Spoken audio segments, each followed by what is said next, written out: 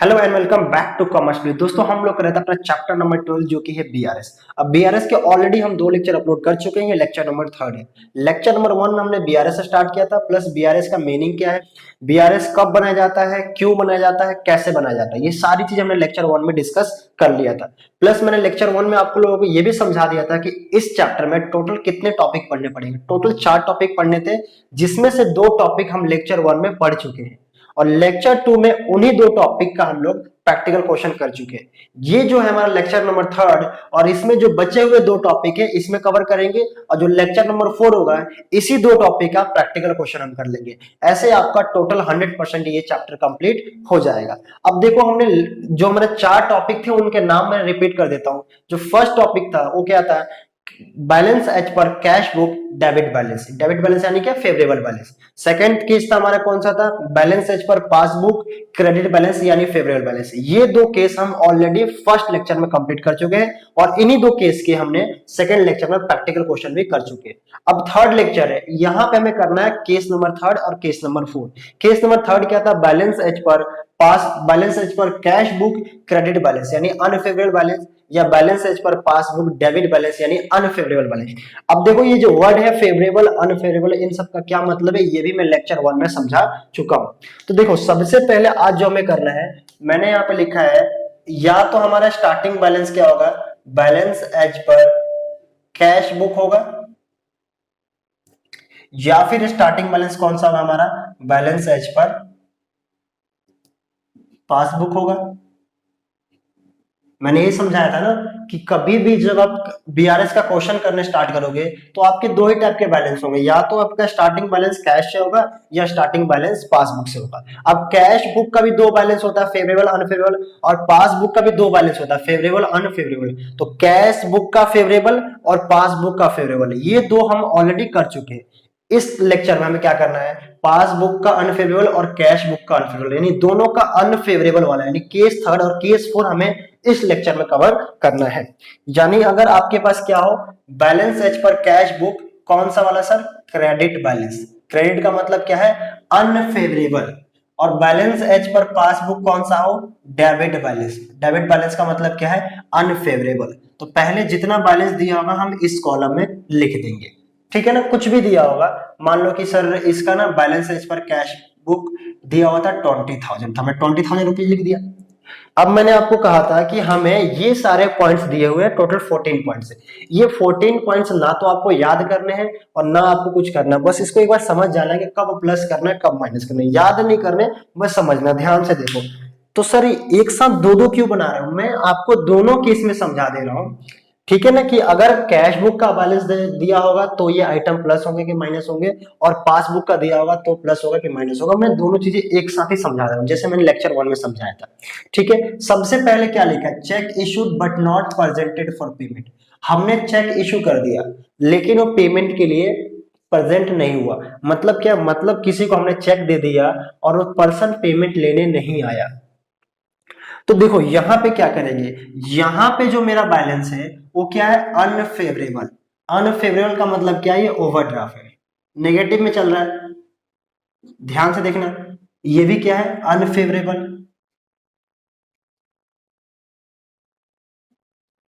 अब ये अनफेवरेबल के हिसाब से पहले जो केस हमने पढ़ा था फेवरेबल फेवरेबल पढ़ा था, अब दोनों का अनफेवरेबल समझा रहा हूं।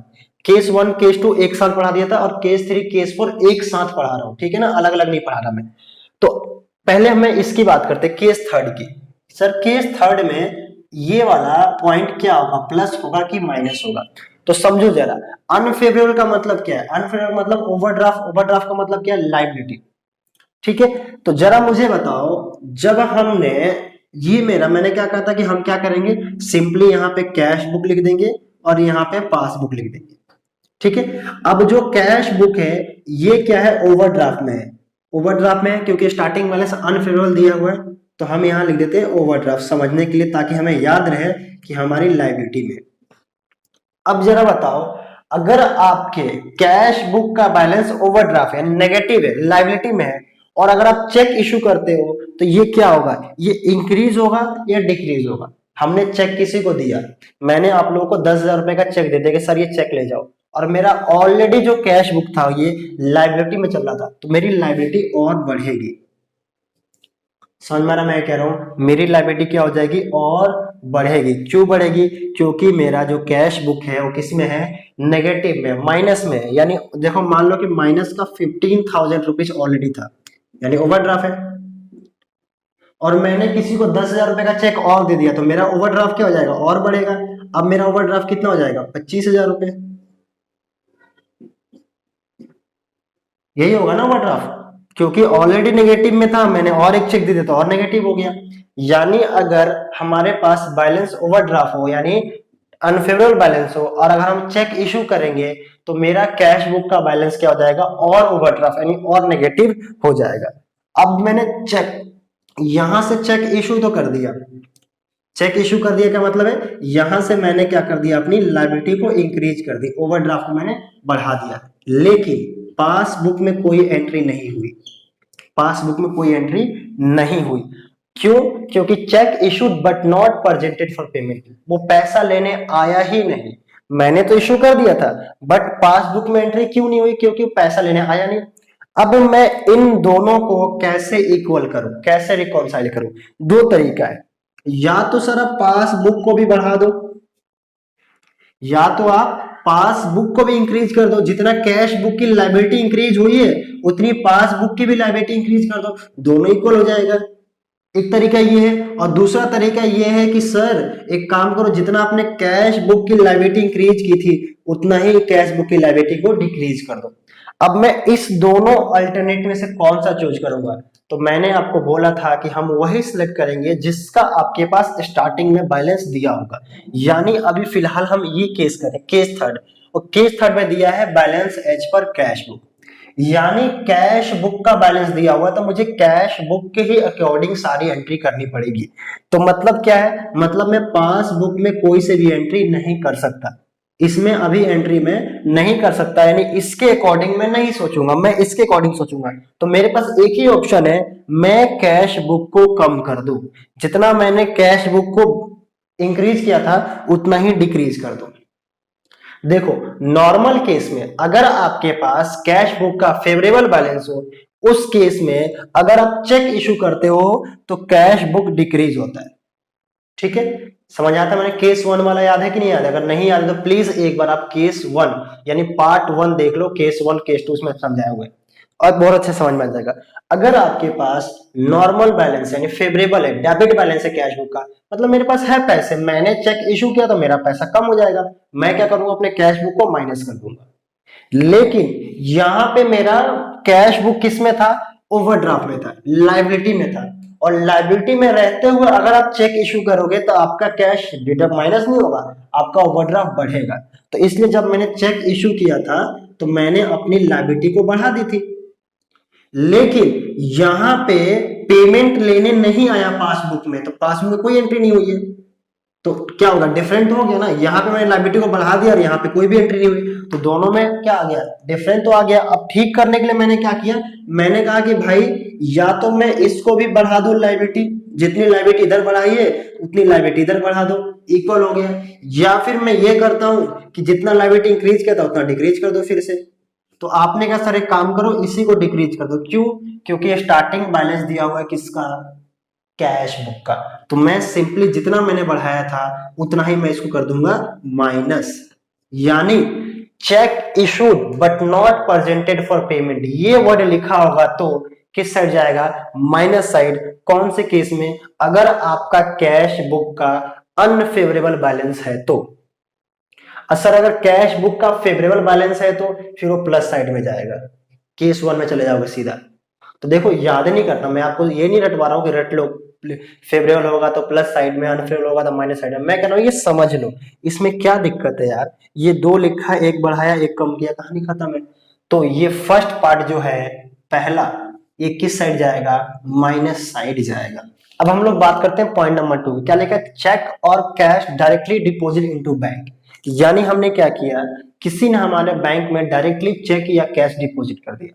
तो जरा मुझे बताओ कि अगर कोई डायरेक्टली चेक या कैश हमारे बैंक में डिपॉजिट करेगा तो इससे मेरा पासबुक का कैश क्या हो जाएगा, इंक्रीज हो जाएगा, इंक्रीज होगा कि नहीं होगा? हाँ सर होगा।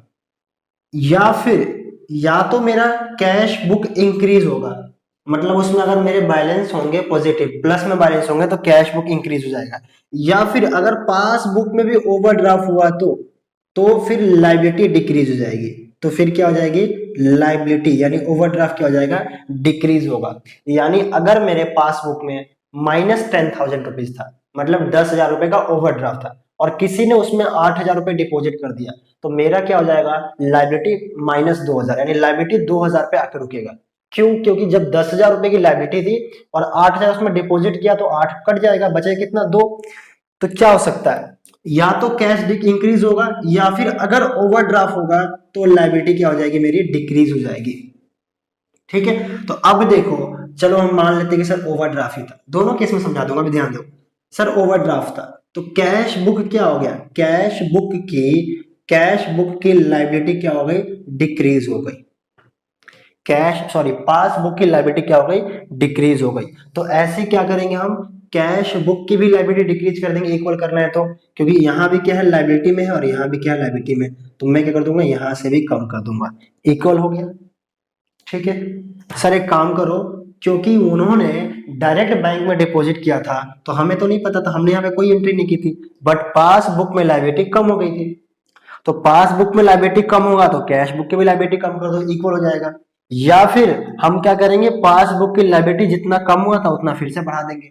तो हम पासबुक की एंट्री तो कर नहीं रहे, हमारे पास किसका बैलेंस है? कैश बुक का। तो हम कैश बुक में ही प्लस या माइनस कर सकते हैं, पासबुक में प्लस माइनस नहीं कर सकते, क्योंकि मेरे पास स्टार्टिंग बैलेंस कैश बुक का है। तो फिलहाल मैं क्या करूंगा?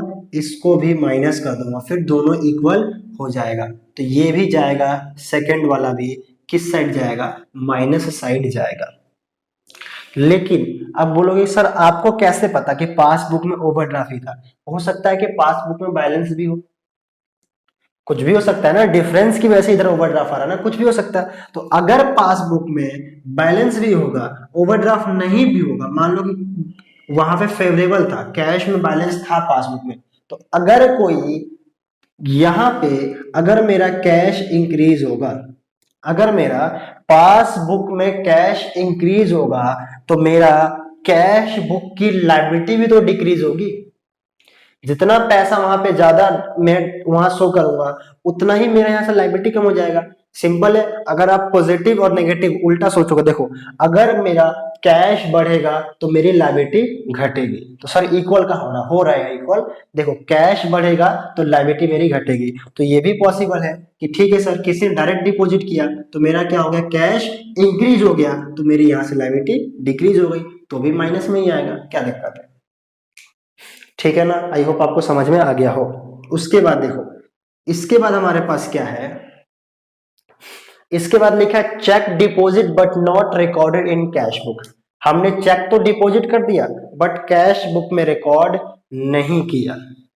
अब जरा मुझे बताओ कि जब आप चेक डिपॉजिट करोगे तो पहले कैश बुक में रिकॉर्ड करना चाहिए था, तो मैंने कैश बुक में कुछ भी रिकॉर्ड नहीं किया, कैश बुक में कुछ भी रिकॉर्ड नहीं किया। और जब आप चेक डिपॉजिट करोगे तो क्या होगा? पासबुक में कैश इंक्रीज हो जाएगा।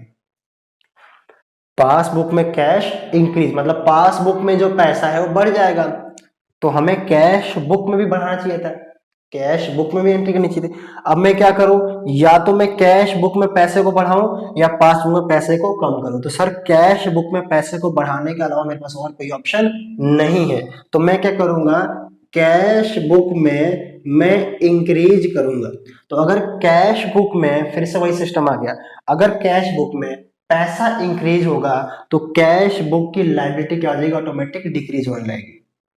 ठीक है ना यार, कैश बुक में बस ओवरड्राफ्ट में बैलेंस है, लिखा तो है ओवरड्राफ्ट में। तो अगर मेरा कैश बुक में, अब अगर कैश को इंक्रीज करोगे, क्योंकि यहां पे कैश बढ़ गया तो यहां भी कैश बढ़ा दो, हो गया इक्वल। तो कैश जब बढ़ाओगे तो क्या होगा? ओवरड्राफ्ट डिक्रीज होगा ना, ओवरड्राफ्ट क्या हो जाएगा? डिक्रीज होगा। तो आप क्या कर दोगे उसको? ओवरड्राफ्ट डिक्रीज होगा यानी माइनस नीचे जाएगा।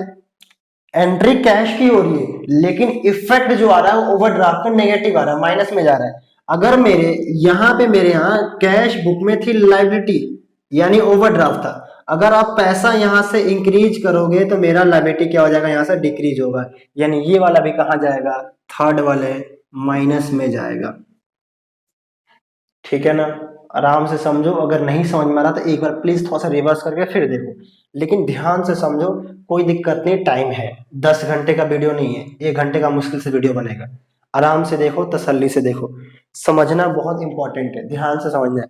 देखो ये लाइबिलिटी वाला केस है, इसलिए थोड़ा सा कंफ्यूजन होता है, कोई दिक्कत नहीं, ज्यादा कंफ्यूजन है तो पूछ लो कमेंट करके, ठीक है ना। उसके बाद हम क्या करते हैं, आगे चलते हैं। अच्छा देखो, जब फेवरेबल तुम लोग ले रहे हो ना तो दिक्कत आ रही है समझने में। अगर मैं मान लूं कि ये देखो, जरा एक चीज और लेके चलते हैं, चलो इसी को ना ओवरड्राफ्ट के तरीके से समझते, हम समझते हैं यहाँ भी ओवरड्राफ्ट था और यहाँ भी ओवरड्राफ्ट था, ये चलते चलो ठीक है। अब जरा मुझे बताओ, हमने चेक डायरेक्ट डिपॉजिट कर दिया, किसने, बैंक में, और यहाँ पे कोई एंट्री नहीं की, चलो ठीक है सर। तो क्या होगा, अगर आप पासबुक में डायरेक्ट एंट्री होगी तो वहां पे क्या था, ऑलरेडी ओवरड्राफ्ट, हम मान के चलते ओवरड्राफ्ट था। तो अगर पासबुक में ओवरड्राफ्ट था, हम चेक डिपॉजिट करेंगे तो ओवरड्राफ्ट बढ़ेगा या घटेगा, यानी इंक्रीज होगा या डिक्रीज होगा। सिंपल सी बात है कि ऑलरेडी वो नेगेटिव में था, यानी लायबिलिटी बैलेंस था यहाँ पे, और जब आप पैसे उसमें डिपॉजिट कर दोगे तो लायबिलिटी घटने लगेगी, जितना पैसा डालोगे उतनी लायबिलिटी घट जाएगी। अगर टोटल पैसा डालोगे तो टोटल लायबिलिटी जीरो हो जाएगी, यानी अगर चेक डिपॉजिट करोगे तो यहां से क्या होगा, लायबिलिटी घटेगा, तो हम यहां से भी लायबिलिटी घटा देंगे, वही तो मैंने किया माइनस। अब समझ में आया, एज ए ओवरड्राफ्ट रख के सोच लो, कैसे भी सोच लो, बस करने से मतलब है ना, लेकिन हाँ कॉन्सेप्ट आने चाहिए, इसका मतलब नहीं कैसे भी कर दो, ठीक है। तो ये हमने कर लिया पॉइंट नंबर थर्ड। फोर देखो, इंटरेस्ट अलाउड बाय बैंक। अगर बैंक ने हमें इंटरेस्ट दिया है, इससे हमारे कैश बुक पे क्या इफेक्ट आएगा, तो पहले तो पासबुक इफेक्ट आएगा, पहले पासबुक को देखते हैं। अगर बैंक ने हमें इंटरेस्ट दिया है तो इससे पासबुक पे क्या इफेक्ट आएगा, तो सर पासबुक का पैसा इंक्रीज होगा, तो पासबुक का पैसा इंक्रीज होगा तो कैश बुक का भी पैसा इंक्रीज होगा, तभी तो इक्वल होगा, जितना पासबुक में बढ़ाया उतना कैश बुक में बढ़ा दो, तो हम कैश बुक को पैसे को बढ़ाएंगे। लेकिन अगर आप कैश बुक के पैसे को बढ़ाओगे तो क्या हो जाएगा, इसका ओवरड्राफ्ट घटने लगेगा। समझ में आ रहा है ना, देखो यहाँ पे मान लो कि -20,000, ये वाला है ना, माइनस क्यों लिखा, क्योंकि ओवरड्राफ्ट है, ठीक है। यहाँ पे ना 1,000 रुपए बैंक ने हमें इंटरेस्ट दिया, तो मैंने क्या किया, पासबुक में बढ़ा दिया, तो कैश बुक में बढ़ाऊंगा, कैश बुक में बढ़ाऊंगा तो क्या करूंगा, कैश बुक में प्लस करूंगा 1,000 रुपए, यहाँ पे यही वाला ना, तो अब देखो कितना आ रहा, माइनस का 19,000। मतलब क्या, मतलब ये कि अगर मैं कैश बुक में पैसे को इंक्रीज कर रहा हूं तो लाइबिलिटी यानी ओवरड्राफ्ट मेरा क्या हो रहा है, डिक्रीज हो रहा है, हो रहा है ना। पैसे बढ़ाओगे तो ओवरड्राफ्ट घटेगा, नेगेटिव में बैलेंस है ना, ओवरड्राफ्ट है, तो अगर आप पैसे को इंक्रीज करोगे तो लाइबिलिटी डिक्रीज करेगा, इक्वल हो गया। जितना मैंने यहां बढ़ाया था उतना ही मैंने यहां भी बढ़ा दिया, देखो बढ़ाया कि नहीं बढ़ाया, 1,000 यहाँ पे इंक्रीज किया इंटरेस्ट के रूप में बैंक वालों ने, तो मैंने अपने कैश बुक में भी इंक्रीज कर दिया 1,000। तो सर इंक्रीज किया तो आपने प्लस साइड लिखा, तो प्लस साइड लिखना चाहिए था ना भाई, प्लस साइड लिख रहा हूं, लिखा तो मैंने प्लस साइड ही, लेकिन इफेक्ट उसका माइनस में जा रहा है, ठीक है, मैंने प्लस साइड ही लिखा देखो। लेकिन अगर मैं पैसे को बढ़ाऊंगा तो मेरा ओवरड्राफ्ट घटेगा, अब बैलेंस ओवरड्राफ्ट है तो ओवरड्राफ्ट को घटाने के लिए मुझे किस साइड लिखना पड़ेगा, माइनस साइड लिखना पड़ेगा, ठीक है। Interest and dividend collected by bank, same यही, बैंक ने इंटरेस्ट कलेक्ट कर लिया हमारे बिहार पे, तो बैंक हमारे पैसे को बढ़ाएगा, तो हम भी क्या करेंगे, हम भी अपने कैश बुक को बढ़ाएंगे, हो गया बराबर। अब जब तुम कैश बुक को बढ़ाओगे तो देखो बैंक बढ़ा दिया, कैश बुक भी बढ़ गया, ये खत्म हो गया यहीं पे। अगर यहाँ पे ओवरड्राफ्ट नहीं होता, अगर यहाँ पे डेबिट बैलेंस होता यानी फेवरेबल होता, केस 1 होता, तो ये प्लस तो ये भी प्लस, बस खत्म हो गया यहीं पे।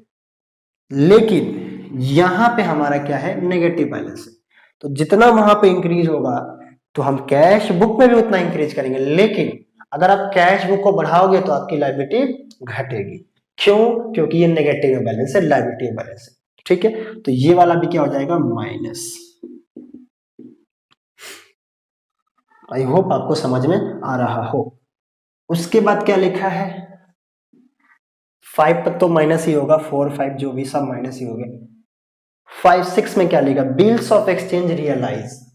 हमने कोई बीपी डिपॉजिट किया था बैंक के पास, उसका पैसा क्या हो गया, रियलाइज हो गया। सेम यही केस बनेगा। क्या केस बनेगा, तो सर हमारा क्या होगा, बिल्स ऑफ एक्सचेंज रियलाइज। ये हमारा कैश बुक है और ये हमारा पासबुक है। तो जब पैसे मिला तो बैंक ने हमारा क्या किया, पासबुक को बढ़ा दिया, तो हम भी कैश बुक को बढ़ाएंगे।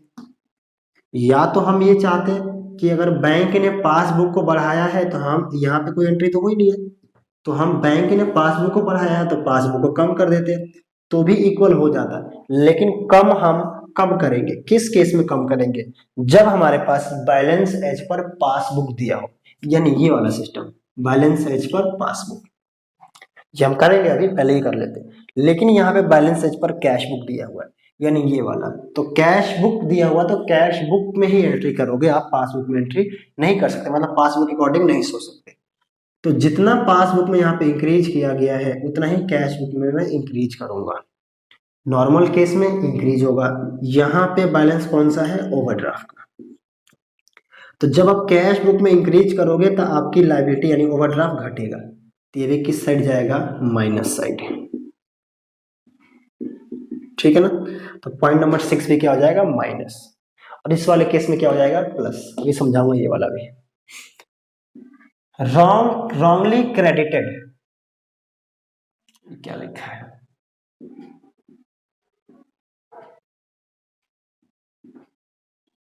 Wrongly credit granted by bank. Bank ने गलती से हमारे अकाउंट में कुछ पैसे क्रेडिट कर दिए, उससे क्या इफेक्ट आएगा, तो सर इससे हमारा पासबुक बढ़ेगा, तो हम भी अपना कैश बुक बढ़ा देंगे। कैश बुक बढ़ाओगे तो लायबिलिटी घटेगी, यानी ये भी किस साइड जाएगा, माइनस साइड जाएगा।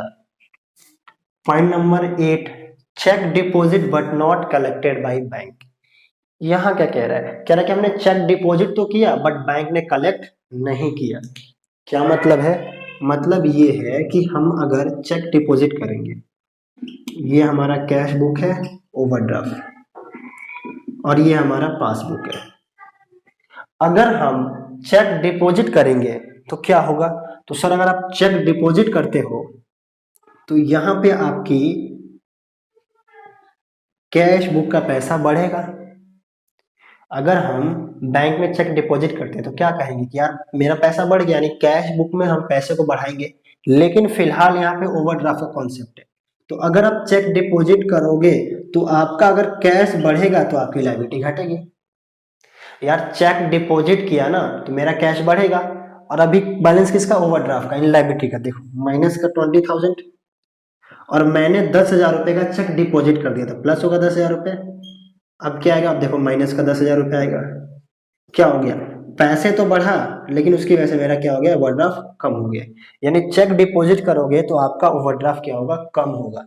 जैसे जितना पैसा अकाउंट में आएगा उतना ही ओवरड्राफ्ट कम होने लगेगा, पैसा बढ़ेगा तो लायबिलिटी घटने लगेगी। तो अब क्या करें सर, यहाँ पे तो हमने अपनी ओवरड्राफ्ट को कम कर दिया था, डिपॉजिट किया तो हमने कहा पैसे आ जाएंगे तो हमारा ओवरड्राफ्ट कम हो जाएगा, बट यहाँ पे तो कुछ भी हुआ ही नहीं। क्यों नहीं हुआ, नॉट कलेक्टेड, बैंक ने कलेक्ट नहीं किया या क्रेडिट नहीं किया। तो अब क्या करें, तो अब वापस से इसको बढ़ा दो, और क्या कर सकते हो, जितना आपने ओवरड्राफ्ट को घटाया है उतना ही ओवरड्राफ्ट को बढ़ा दो, क्योंकि उसको तो हम कुछ कर नहीं सकते। तो ये वाला क्या हो जाएगा, प्लस साइड जाएगा। कौन सा था ये, पॉइंट नंबर 8, ये जाएगा आपका प्लस साइड। उसके बाद क्या है मेरे पास, उसके बाद लिखा है चेक और बिल्स ऑफ एक्सचेंज डिसऑनर। क्या हो गया, चेक और बिल्स ऑफ एक्सचेंज क्या हो गया, डिसऑनर हो गया। अब डिसऑनर का मतलब ये होता है कि आपके बाउंस हो गया है ना, मतलब उसके पैसे हमें नहीं मिले। तो हमने कोई चेक डिपॉजिट किया था, उसका पैसा हमें नहीं मिला, बाउंस हो गया। तो जब चेक बाउंस होता है तो उतना ऑटोमेटिक हमारे पैसे यहाँ से क्या हो जाएंगे, कम हो जाएंगे पासबुक से, क्योंकि हमने तो बढ़ा दिया था ना डिपॉजिट करते समय। तो यहाँ से पैसे कम होगा, यहाँ से पैसे क्या हो जाएगा, कम होगा, तो हमें कैश बुक से भी पैसे कम करना पड़ेगा। अब देखो जरा, मेरा बैलेंस ऑलरेडी नेगेटिव में था, मैंने मान लो कि 5,000 का चेक बाउंस हो और मैंने पैसे कम कर दिए, तो मेरा क्या हो रहा है, देखो माइनस का 25,000। यानी अगर मैं पैसे को कम करूंगा तो मेरा क्या हो जाएगा, ओवरड्राफ्ट और बढ़ जाएगा। पहले ओवरड्राफ्ट 20 का था, अब ओवरड्राफ्ट कितना आ रहा है, 25 का। क्यों? 5,000 मैंने कम कर दिया। यहां से पैसे कम हुए तो मैंने कैश बुक से भी पैसा कम किया, लेकिन उसका इफेक्ट क्या है? इफेक्ट यह है कि मेरा ओवरड्राफ्ट बढ़ गया। तो क्या हो जाएगा, ओवरड्राफ्ट बढ़ेगा, यानी ओवरड्राफ्ट क्या हो रहा है, प्लस हो रहा है, बढ़ रहा है। तो ये वाला कॉन्सेप्ट क्या होगा, इसका भी प्लस हो जाएगा, पॉइंट नंबर 9। ठीक है ना। आई होप आपको ये सारी चीजें समझ में आ रहा हो। अभी तो ये भी समझना है, बोर मत हो, ठीक है ना। बोर हो जाओगे तो फिर समझ में नहीं आएगा। बढ़िया चैप्टर है, आराम से पढ़ो, सारी चीजें समझ में आएगी।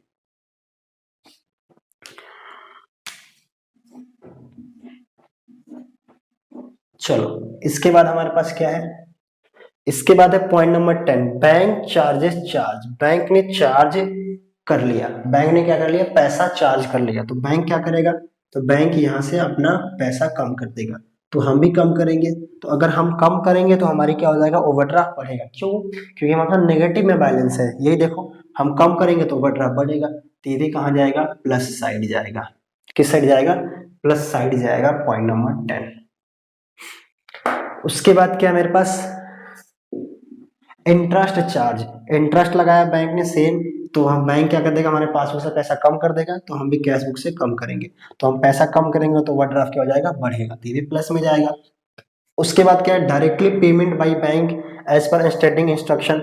हमारे कहने पे बैंक ने हमारे अकाउंट से कहीं पेमेंट कर दी, एलआईसी का पेमेंट कर दिया, लाइफ इंश्योरेंस प्रीमियम एलआईपी लिखा मैंने, तो जो भी हमने पेमेंट करवाया है बैंक से, तो बैंक ऑटोमेटिक हमारे यहाँ से पैसे को कम कर देगा, तो हम भी कम करेंगे। तो अगर हम कैश बुक से कम करेंगे तो हमारा ओवरड्राफ्ट क्या हो जाएगा, बढ़ेगा, बैलेंस हमारा नेगेटिव में, इसलिए तो ये हो जाएगा प्लस में।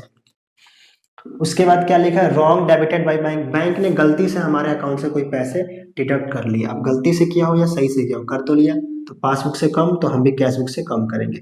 और अगर आप कैश बुक से कम करोगे तो आपका ओवरड्राफ्ट इंक्रीज होगा, बढ़ेगा, तो प्लस कर देना है। उसके बाद क्या लिखा है, cheque recorded but not deposit. हमने रिकॉर्ड किया बट डिपॉजिट नहीं किया। रिकॉर्ड किया बट डिपॉजिट नहीं किया, क्या मतलब है, मतलब ये है कि मैंने अपने पैसे को बढ़ा दिए, लेकिन यहाँ पे तो मैंने एंट्री करवाई नहीं। तो आपने यहाँ पे कोई एंट्री नहीं की, आपने यहाँ पे पैसे को बढ़ा दिए। तो अगर आपने यहाँ पैसे बढ़ाया होगा तो क्या हो गया होगा, आपका ओवरड्राफ्ट कम हुआ होगा। फिक्स है, देखो मैंने मान लो कि 5,000 रुपये का चेक डिपॉजिट कर दिया, तो मेरा क्या होगा, ओवरड्राफ्ट पे क्या इम्पैक्ट आएगा, मैंने यहाँ पे 5,000 रुपये प्लस कर दिए, तो ओवरड्राफ्ट मेरा क्या हो गया, कम हो गया। यानी मैंने अपने यहाँ कैश बढ़ाया था, तो मेरा ओडी क्या हो गया था, कम हो गया था। ठीक है, तो मैंने कैश बुक बढ़ाया था, लेकिन यहाँ पे तो कुछ एंट्री हुई नहीं, तो अब मैं क्या करूँ, वापस से मेरे को कैश बुक घटाना पड़ेगा, जितना बढ़ाया था उतना घटाना पड़ेगा। तो अगर कैश बुक में घटाऊंगा तो ओवरड्राफ्ट मेरा बढ़ेगा। देखो, अगर कैश बुक में घटाऊंगा तो मेरा ओवरड्राफ्ट क्या हो जाएगा, फिर से माइनस का 20 बढ़ेगा। यानी अगर कैश घटेगा तो ओवरड्राफ्ट बढ़ेगा, तो यानी ये भी कहाँ जाएगा, प्लस में। ये मेरा हो गया क्वेश्चन। टोटल 14 पॉइंट थे। अब ये पॉइंट जो आपके बुक में होगा, ये कहीं इधर लिखा होगा, ये इधर लिखा होगा, उससे कोई मतलब नहीं, बस समझने से मतलब है। ठीक है, तो ये टोटल पॉइंट्स हमने किस केस में समझ लिए, ओवरड्राफ्ट के केस में एज पर कैश बुक। यानी कैश बुक में ओवरड्राफ्ट होगा तो कब कौन सी चीजें प्लस होगी, अब कौन कौन सी चीजें माइनस होगी। अब देखो, इसको याद नहीं करना, बस समझ जाओ, इससे कुछ भी आया तो नॉर्मल आपको कंपैरिजन तो करना है। यहाँ पे क्या दिक्कत है, देख लो कौन बढ़ रहा है कौन घट रहा है, बस उसको प्लस माइनस में कर, कहानी खत्म कर। ठीक है ना। अब देखो सर, ये समझ लेते हैं इसका क्या कह रहा है। तो यहाँ पे अब मेरे को कंपैरिजन जो किया जाएगा वो किस किया जाएगा, पासबुक से। सारा का सारा क्वेश्चन अब मैं पासबुक में प्लस या माइनस करूंगा, कैश बुक में कुछ भी प्लस माइनस नहीं करूंगा। जैसे यहाँ पे मैंने सारा प्लस माइनस किस में किया, कैश बुक में। यहाँ पे सारी चीजें प्लस माइनस किस में करूंगा, मैं पासबुक में। क्यों? क्योंकि लिखा है balance as per passbook. Passbook का डेबिट बैलेंस यानी क्या है, अनफेवरेबल। तो इसके बाद हमारे पास, इसको मैं रफ करता हूं और फिर से हम एक बार कहानी अपना स्टार्ट करते हैं दोबारा से। देखो यहाँ पे हमारा क्या लिखा है, थोड़ा सा इसको बड़ा कर देता हूं ताकि आपके लिए दिक्कत ना आए लिखने में। ठीक है, यहाँ पे क्या है, कैश बुक, और यहाँ पे क्या है, पासबुक। और पासबुक का बैलेंस क्या है, ओवरड्राफ्ट है, यानी अनफेवरेबल बैलेंस दिया हुआ है। अब देखो क्या लिखा, check issued but not presented for payment. हमने चेक तो इशू कर दिया बट पेमेंट लेने नहीं आया। तो मैंने जब चेक इशू किया होगा तो कैश बुक से हमने माइनस कर दिया, हमें क्या करना पड़ेगा, कैश बुक से हमने माइनस कर दिया होगा क्योंकि हमने चेक इशू किया था तो हमारा पैसा कम हो गया। तो क्या होता, तो यहाँ पे अब मुझे क्या करना पड़ेगा, दोनों को इक्वल करने के लिए, अब इसको तो बढ़ा नहीं सकता, इसको क्यों नहीं बढ़ा सकता, क्योंकि अब बैलेंस किसका दिया है, पासबुक का दिया है। तो सर एक काम करो ना, इसको भी कम कर दो, क्या दिक्कत है, कैश बुक कम हो गया तो पासबुक को भी कम कर दो, बराबर हो गया। तो मैं पासबुक को क्या करूंगा, माइनस करूंगा, लेकिन यहाँ पे हम कुछ भी अमाउंट लिख देते हैं, मान लो 35,000 रुपए, ठीक है। अब देखो अगर मैं पासबुक को कम करता हूं तो उससे ओवरड्राफ्ट में क्या इफेक्ट आएगा, ओवरड्राफ्ट बढ़ेगा। कैसे, देखो मान लो कि 35,000 रुपीज का मेरे पास ओडी था पासबुक में, ओवरड्राफ्ट। अगर मैं इसमें 5,000 रुपए का मैंने किसी को चेक दिया, तो आपने कहा कि सर 5,000 रुपए का आपने चेक दिया था, तब 5,000 यहाँ से माइनस किया था, तो 5,000 यहाँ से माइनस कर दो, हो गया बराबर, क्या दिक्कत है, कोई दिक्कत है क्या। तो अगर मैं ओवरड्राफ्ट के केस में, नॉर्मल केस में तो माइनस हो जाता, चल जाता है, मान लो नॉर्मल होता, फेवरेबल होता है, यहाँ पे जो बैलेंस है ना ये क्रेडिट बैलेंस होता है, यानी फेवरेबल बैलेंस होता है, तब तो यहाँ पे माइनस हुआ था, यहाँ भी माइनस करते हैं, यानी ये जाता माइनस साइड में 5,000 और मेरा क्वेश्चन खत्म। लेकिन अभी जो मेरा बैलेंस है ये कौन सा है, तो सर अभी आपका जो बैलेंस है ओवरड्राफ्ट है, तो अगर मैं यहां से कम करूंगा तो यहां से भी कम करूंगा, इक्वल तो हो रहा है, लेकिन इसका इफेक्ट क्या आएगा, इफेक्ट ये आएगा कि अगर आप ओवरड्राफ्ट के केस में, यानी नेगेटिव बैलेंस लायबिलिटी के केस में अगर पैसा कम करते हो तो यहाँ क्या हो जाएगा, ओवरड्राफ्ट बढ़ेगा। देखो मेरा 35,000 का ओवरड्राफ्ट था, मैंने 5,000 रुपए यहाँ लिखता हूँ, देखो कितना था मेरा, 35,000 का था, मैंने 5,000 और कम कर दिया, तो जैसे ही मैं कम करूंगा मेरा ओवरड्राफ्ट बढ़ जाएगा। बढ़ रहा है कि नहीं बढ़ रहा है, यानी पहला वाला क्या हो जाएगा, इस केस में प्लस हो जाएगा, सेम यही पहला वाला इस केस में माइनस हुआ था, है ना। अब देखो मैं आपको एक लाइन बता देता हूं, जो चीजें यहां प्लस हुई थी अब वो चीजें यहां माइनस में जाएगी, और जो चीजें यहां माइनस में आई थी वही सेम आइटम यहां प्लस में आएगी। तो देखो अगर याद करोगे तो गलती हो सकती है, लेकिन समझ जाओगे तो कोई गलती नहीं करोगे, ठीक है। अच्छा सर, उसके बाद हम समझते हैं पॉइंट नंबर 2, कह रहा है कि चेक और cash directly deposit into bank. हमने चेक और कैश को डायरेक्ट बैंक में डिपॉजिट करवा दिया, तो डायरेक्ट बैंक में डिपॉजिट होगा तो उससे क्या इफेक्ट आएगा, तो उससे सर इफेक्ट ये आएगा कि हमारा पासबुक इंक्रीज होगा। देखो जरा क्या करेंगे हम लोग, यहां पे पासबुक को इंक्रीज हो जाएगा, ठीक है। तो पास क्योंकि पैसा आ गया, पासबुक तो इंक्रीज हो गया, लेकिन यहां पे तो कोई एंट्री की नहीं, तो क्या कर दो, इसको भी कम कर दो। लेकिन ध्यान समझो, देखो अगर आपका पासबुक इंक्रीज हुआ, लेट सपोज हमने 8,000 रुपीज बैंक में डिपॉजिट कर दिया, तो पासबुक आपका क्या होगा, इंक्रीज होगा। तो पासबुक इंक्रीज होगा तो ओवरड्राफ्ट में क्या इफेक्ट आएगा, ये तो नॉर्मल केस में है ना, पासबुक इंक्रीज हो रहा है, ओवरड्राफ्ट के केस में क्या आएगा, तो अगर पासबुक बढ़ेगा तो मेरा ओवरड्राफ्ट घटेगा, यानी जो ओवरड्राफ्ट के केस में क्या हुआ है, मेरा एक्चुअल में पासबुक कम हो गया है। तो यहाँ पे तो कोई एंट्री हुई नहीं कैश बुक में, तो क्या करूं, जितना मेरा ओवरड्राफ्ट कम हुआ है उतना ही ओवरड्राफ्ट फिर से बढ़ा दो। और क्या कर सकते हो, अगर पासबुक में पैसे आए होंगे तो ओवरड्राफ्ट कम हुआ होगा, पैसे आएगा तो लायबिलिटी कम होगी, और लायबिलिटी कम हो गई मेरे को, और यहाँ पे कोई एंट्री नहीं हुई, तो क्या करो, जितना लायबिलिटी कम किया उतना लायबिलिटी फिर से बढ़ा दो, यानी क्या कर दोगे आप, प्लस कर दोगे। ये पॉइंट नंबर 2 भी कहाँ होगा, प्लस में जाएगा। अब देखो बहुत टाइम हो रहा है, अब जल्द थोड़ा स्पीड से समझते हैं। देखो उसके बाद क्या, cheque deposit but not recorded in cash book. Cheque हमने डिपॉजिट कर दिया बट उसको कैश बुक में रिकॉर्ड हमने नहीं किया। अब सेम सिचुएशन यही है, चेक डिपॉजिट किया तो आपका क्या हो जाएगा, पासबुक बढ़ेगा, पासबुक बढ़ेगा तो ओवरड्राफ्ट घटेगा, पासबुक बढ़ेगा तो ओवरड्राफ्ट घटेगा, तो हमने ओवरड्राफ्ट घटा दिया था, लेकिन यहाँ पे कोई एंट्री तो हुई नहीं थी, तो जितना आपने ओवरड्राफ्ट बढ़ाया था उतना ओवरड्राफ्ट फिर से क्या करो आप, जितना ओवरड्राफ्ट आपने माइनस किया था उतना ओवरड्राफ्ट फिर से क्या कर दो, प्लस कर दो, तो ये भी क्या हो जाएगा, प्लस हो जाएगा। उसके बाद हमारे पास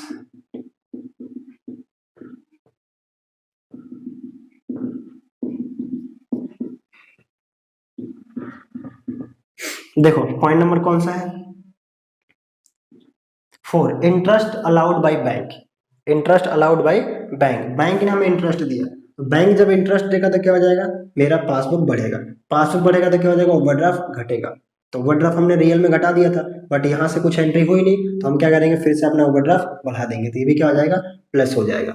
उसके बाद क्या, मेरे पास interest and dividend collected by bank, यानी बैंक ने हमारे बिहाफ पे कहीं से इंटरेस्ट या डिविडेंड कलेक्ट कर लिया, तो इंटरेस्ट और डिविडेंड कलेक्ट करेगा तो क्या होगा, इंटरेस्ट और डिविडेंड कलेक्ट करेगा तो पासबुक मेरा इंक्रीज होगा, और पासबुक में जब पैसा इंक्रीज होगा तो ओवरड्राफ्ट घटेगा, क्योंकि बैलेंस ओवरड्राफ्ट का दिया हुआ है ना यहाँ पे, इसलिए मैं कह रहा हूँ कि ओवरड्राफ्ट घटेगा। डेबिट बैलेंस का मतलब अनफेवरेबल यानी ओवरड्राफ्ट, ठीक है। तो ओवरड्राफ्ट घटेगा, पैसा बढ़ेगा तो ओवरड्राफ्ट घटेगा, तो ओवरड्राफ्ट हमने क्या किया था, एक्चुअल में माइनस हो गया होता, लेकिन यहाँ पे कोई एंट्री नहीं हुई, तो फिर से मेरा ओवरड्राफ्ट क्या कर दूंगा, मैं प्लस कर दूंगा, जितना मैंने ओवरड्राफ्ट घटाया था उतना ओवरड्राफ्ट को फिर से मैं करूंगा इंक्रीज कर दूंगा।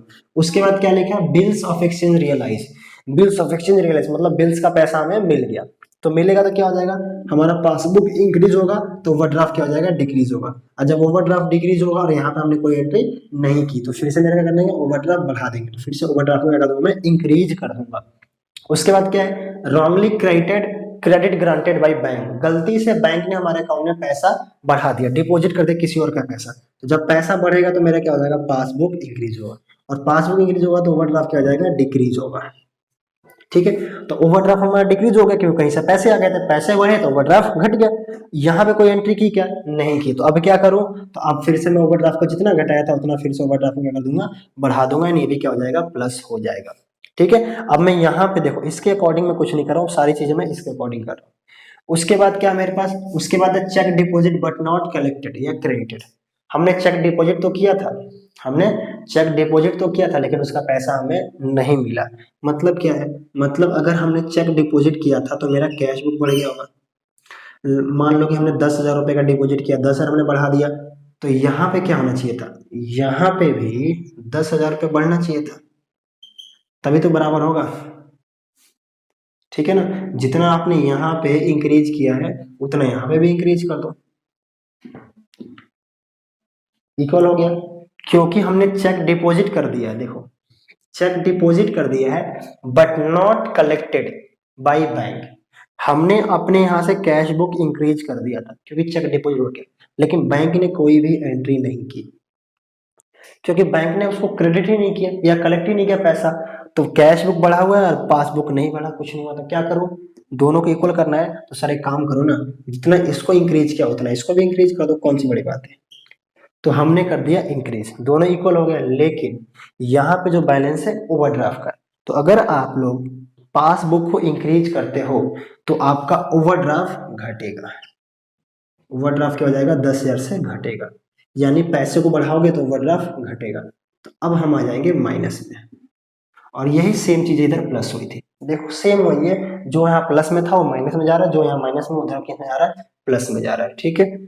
उसके बाद हमारे पास क्या है, चेक और bills of exchange dishonour, cheque या बिल्स ऑफ एक्सचेंज क्या हो गया, डिसऑनर हो गया।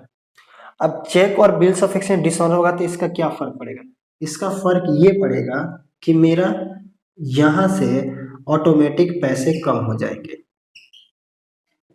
ऑटोमेटिक पैसे कम हो जाएंगे, तो हम यहाँ से यहाँ भी कम होना चाहिए तभी तो बराबर होगा, लेकिन यहाँ पे कोई एंट्री हमने की नहीं, तो यहाँ पे आप पैसे कम करोगे तो ये तो गलती हो गई, अब मेरे को पैसे फिर से क्या करने पड़ेंगे, बढ़ाने पड़ेंगे, तो जब आप पैसे को बढ़ाओगे तो आपका ओवरड्राफ्ट क्या हो जाएगा, कम हो जाएगा, देखो जितना हमने कम किया था उतना ही बढ़ा दिया, तो अगर आप पैसे बढ़ाओगे तो ओवरड्राफ्ट का कम क्या होगा, कम होगा, ओवरड्राफ्ट क्या होगा आपका, कम होगा, यानी ये भी क्या कर देंगे हम लोग, माइनस। उसके बाद क्या है, बैंक चार्जेस, बैंक ने चार्ज लगा दिया, तो बैंक जब चार्ज लगाएगा तो क्या करेगा, बैंक हमारे अकाउंट से पैसे को डिडक्ट कर लेगा, तो हम क्या कर देंगे, माइनस, तो यहाँ भी माइनस करना चाहिए था बट यहाँ पे कोई एंट्री नहीं हुई, आपको कैसा पता नहीं हुई, भाई एज पर पासबुक चल रहे हैं, बैंक चार्ज तो बस बैंक चार्ज ही जाएगा, वहीं जाएगा ना, जिसने सिर्फ बैंक की उसी हिसाब से सोचेंगे, पासबुक बोलेंगे तो नहीं सोचेंगे उसका कैश बुक के हिसाब से, तो बैंक ने अब क्या ऑप्शन है, ऑप्शन ये है कि यहाँ भी कम करो या फिर इसको बढ़ाओ, तो हम कहेंगे इसको बढ़ा देते, इसको कम हम नहीं कर सकते, तो कैश पासबुक को अगर मैं इंक्रीज करूंगा तो मेरा ओवरड्राफ्ट क्या हो जाएगा, डिक्रीज होगा, अगर पैसे को मैं बढ़ाऊंगा, जितना कम किया तो उतना मैंने बढ़ा दिया, हो गया इक्वल, तो अगर मैं बढ़ाऊंगा तो लायबिलिटी में फर्क क्या आएगा, डिक्रीज का, तो ये क्या हो जाएगा, माइनस, ठीक है। पेशेंस रखना पड़ेगा, अगर सीखना है थोड़ा सा पेशेंस तो रखना पड़ेगा। उसके बाद directly payment by bank as per standing instruction, example life insurance premium, या कोई सा भी ऐसा एक्सपेंडिचर है जो हमारे कहने पे डायरेक्ट बैंक ने पेमेंट कर दिया, तो क्या होगा, डायरेक्ट पेमेंट करेगा बैंक में तो वहां से पैसे कम हो जाएंगे, तो हमें भी यहाँ से कम करना चाहिए था, बट हमने यहाँ पे एंट्री नहीं की। तो हम क्या करेंगे, अब यहाँ से तो कम हो गया, यहाँ कम नहीं कर सकते, तो वापस से हम इसको क्या करेंगे, इंक्रीज करेंगे। तो अगर वापस से इसको इंक्रीज करोगे तो आपका क्या हो जाएगा, जितना घट डिक्रीज किया था उतना मैंने इंक्रीज कर दिया, इक्वल तो हो गया, जितना मैंने डिक्रीज किया था उतना ही इंक्रीज कर दिया, तो इक्वल तो आ गया। बट इससे फर्क क्या पड़ा, इससे फर्क ये पड़ा कि अगर आप ओवरड्राफ्ट, अगर आप इंक्रीज करोगे कैश को, तो आपका ओडी क्या हो जाएगा, डिक्रीज होने लगेगा। तो ये भी किस में जाएगा, पॉइंट नंबर 11 माइनस में।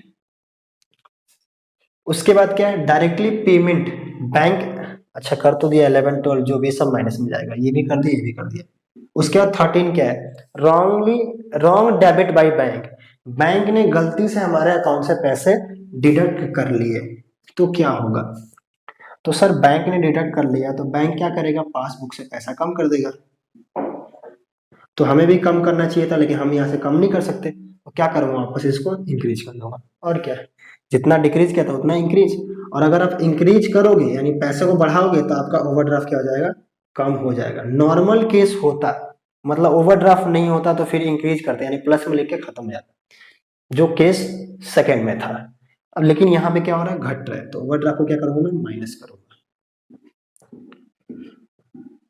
उसके बाद क्या है, अच्छा ये सारी चीजों मैंने डैश डैश दिया, यहाँ पे सब लिखना होता है, interest charge, wrongly debit credit, ये सब लिखने होते हैं, हम टाइम नहीं खराब कर रहे। Cheque record but not deposit, cheque हमने रिकॉर्ड तो कर दिया बट डिपॉजिट नहीं किया। क्या मतलब इसका, मतलब ये है कि हमने पासबुक में उसकी, कैश बुक में तो एंट्री कर दी, बट पासबुक में उसकी कोई भी एंट्री हमने नहीं करी। क्यों नहीं करी, डिपॉजिट ही नहीं किया। देखो हमने पासबुक को बढ़ा दिया, यहाँ पे कोई एंट्री नहीं हुई है, क्योंकि हमने डिपॉजिट किया तो पैसा बढ़ेगा। सॉरी, चेक रिकॉर्ड, मतलब रिकॉर्ड का मतलब क्या, यहाँ पे कैश बुक में दिखा दिया, रिकॉर्डिंग कर दी, बट बैंक में लेके नहीं गए, यानी यहाँ पे मैंने पैसे को इंक्रीज कर दिया बट बैंक में लेके नहीं गया, तो बैंक में तो कुछ हुआ ही, नो चेंज रहा। अब क्या करोगे सर, एक काम करो, कैश बुक को भी कम कर दो, लेकिन कैश बुक को अभी कम मैं नहीं कर सकता क्योंकि मेरे पास ये नहीं, अब ये है। तो क्या करोगे सर, फिर इसको ही बढ़ाओ, जितना इन्होंने बढ़ाया था उतना इसको ही बढ़ा दो, हो गया। तो अगर इसको मेरे को बढ़ाना पड़ेगा तो हो गया, इक्वल तो हो गया, बट यहाँ पे बैलेंस किसका, ओडी का। अगर बढ़ाओगे तो आपका ओडी क्या हो जाएगा, डिक्रीज होगा, तो ये वाला भी क्या हो जाएगा, माइनस हो जाएगा। तो ये हमने टोटल आपके 4 केस डिस्कस कर लिए, ठीक है ना, केस 3 और केस 4, और केस 1 केस 2 हमने पार्ट 1 में कर लिए थे। पार्ट 2 में कौन सा पढ़ा था, तो हमने पार्ट 2 में केस 1 और 2 का प्रैक्टिकल क्वेश्चन किया था। पार्ट 3 में हमने केस 3 केस 4 कर लिए। अब जो लास्ट लेक्चर आएगा यानी पार्ट 4, इस चैप्टर का आखिरी लेक्चर जो होगा, अगला लेक्चर जो पार्ट 4 होगा, उसमें इस दोनों के जो प्रैक्टिकल क्वेश्चन होंगे वो मैं करा दूंगा, ताकि आपकी और भी कॉन्सेप्ट क्या हो जाए, स्ट्रॉन्ग हो जाए। देखो वैसे तो मैंने सोचा क्वेश्चन इसके साथ ही करा दूंगा, लेकिन वीडियो बहुत लंबी हो जाती है, ठीक है। तो दूसरी बात ये कि ये जो अगले क्वेश्चंस में जो क्वेश्चंस इसके कराऊंगा, इसके तुरंत बाद अपलोड कर दूंगा, एक साथ ही अपलोड कर दूंगा ताकि आप देख सको, ठीक है। ऐसा नहीं कि वेट करना पड़ेगा कि आज कॉन्सेप्ट पढ़ लिया और अगले दिन क्वेश्चंस आएंगे, फिर तो मजा नहीं आएगा। तो मैं अभी क्या करता हूँ, अभी मैंने क्वेश्चन सारे कॉन्सेप्ट करा दिए और तुरंत इसके बाद में इसके क्वेश्चन भी अपलोड करूंगा ताकि आप लोग क्वेश्चन भी देख लो। तो थैंक यू सो मच दोस्तों, अगर आपको ये वीडियो हेल्पफुल लगी तो प्लीज इस चैनल को सब्सक्राइब करना, और देखो यार शेयर जरूर करना, ताकि हमारी मेहनत हमें लगे कि हाँ ठीक है, मेहनत जो कर रहे हैं इसका कोई बेनिफिट हो रहा है। थैंक यू सो मच, मैं आपसे मिलता हूँ नेक्स्ट वीडियो में।